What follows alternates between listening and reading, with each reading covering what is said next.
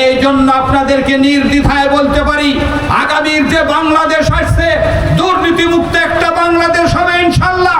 আগামীর যে বাংলাদেশ আসছে বৈষম্যহীন একটা বাংলাদেশ হবে ইনশাআল্লাহ। আগামীর যে বাংলাদেশ আসছে ন্যায় এবং ইনসাফ ভিত্তিক একটা সমাজ, একটা কল্যাণ রাষ্ট্র প্রতিষ্ঠিত হবে ইনশাআল্লাহ। মানুষ তাদের কর দিয়ে থাকে, ট্যাক্স দিয়ে থাকে, এই ট্যাক্স দেওয়ার পরে তাদের অধিকার থাকে, তাদের প্রত্যেকটা জিনিসের প্রাপ্য।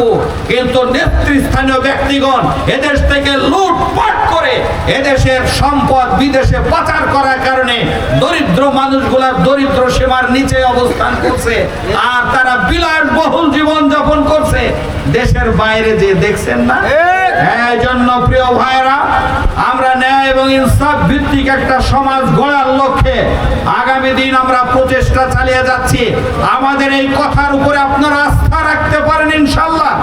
শতভাগ আস্থার ভিত্তিতে বাংলাদেশকে পরিচালনা করব এই প্রত্যাশা রাখছি, এবং এই বলে আমি আমার কথা শেষ করছি। আল্লাহ হাফেজ। আসসালামু আলাইকুম ওয়া রাহমাতুল্লাহি ওয়া বারাকাতুহু। সুবহানাকা আল্লাহুম্মা ওয়া বিহামদিকা আশহাদু আন লা ইলাহা ইল্লা আনতা আস্তাগফিরুকা ওয়া আতুবু ইলাইক।